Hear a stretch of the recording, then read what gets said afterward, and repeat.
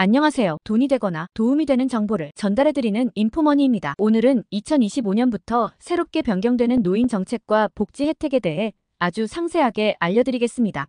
정부에서 발표한 내년도 예산안에 따르면 어르신들을 위한 다양한 지원 프로그램이 확대되고 복지 혜택이 더욱 강화될 예정입니다. 특히 기초연금, 노인 일자리, 의료, 주거 지원 등 종합적인 복지 대책이 포함되어 있어 어르신들의 삶에 실질적인 도움이 될 것입니다.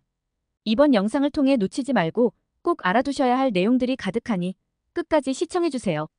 첫 번째로 알아볼 내용은 기초연금과 노인 일자리 사업입니다.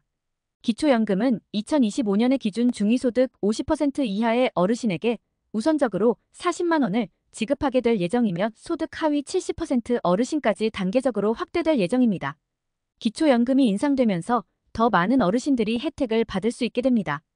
또한 노인 일자리 사업은 더욱 확대됩니다. 2024년에는 103만 3천 명의 어르신이 일자리를 지원받았지만 2025년에는 110만 명으로 지원 인원이 증가합니다. 구체적으로 일자리 유형별 지원도 늘어나는데요. 민간형 일자리 정부가 기업의 예산을 지원해 어르신을 고용하도록 유도하는 일자리입니다. 2024년에는 22만 5천 명이었으나 2025년에는 23만 5천 명으로 확대됩니다.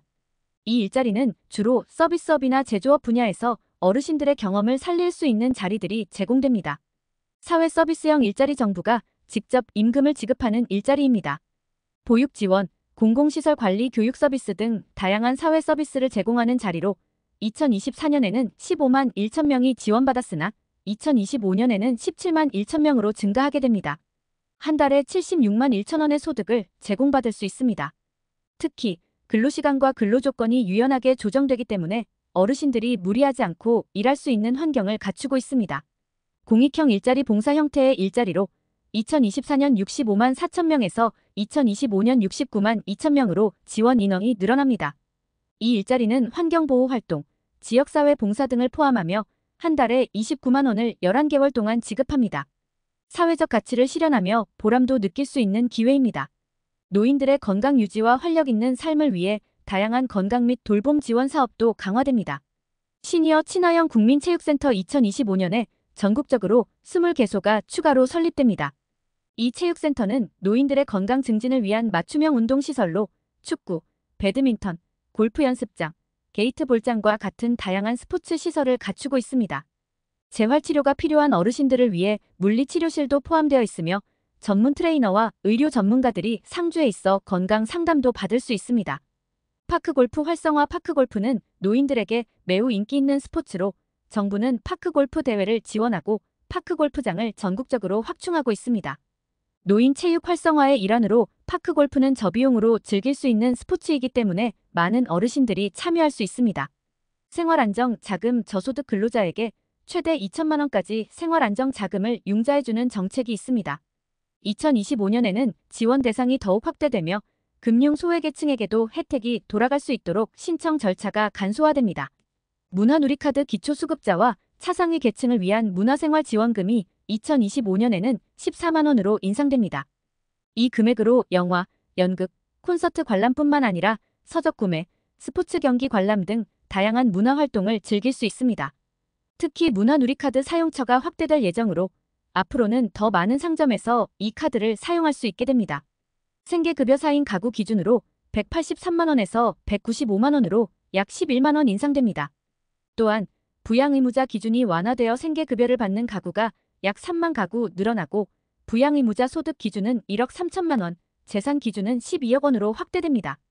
이로 인해 더 많은 어르신들이 생계급여 혜택을 받게 될 예정입니다. 의료급여. 부양의무자 기준이 완화됨에 따라 약 3천 명의 어르신들이 추가로 의료급여를 받을 수 있게 됩니다. 특히 고령자의 의료비 부담을 줄이기 위해 의료 서비스가 강화되며 중증질환이나 치매 등 지속적인 의료관리가 필요한 어르신들에게도 의료 혜택이 확대됩니다. 주거급여. 자가주택을 소유한 어르신을 위한 수선 유지비 지원이 대폭 인상됩니다. 경보수 590만 원, 중보수 195만 원, 대보수 601만 원으로 집수리비가 지원됩니다. 특히 노후주택을 소유한 어르신들에게 큰 도움이 될 것으로 기대됩니다.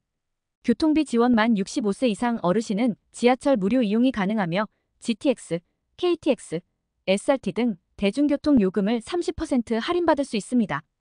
또한 국내선 항공요금은 10%, 여객선 요금은 20% 할인됩니다.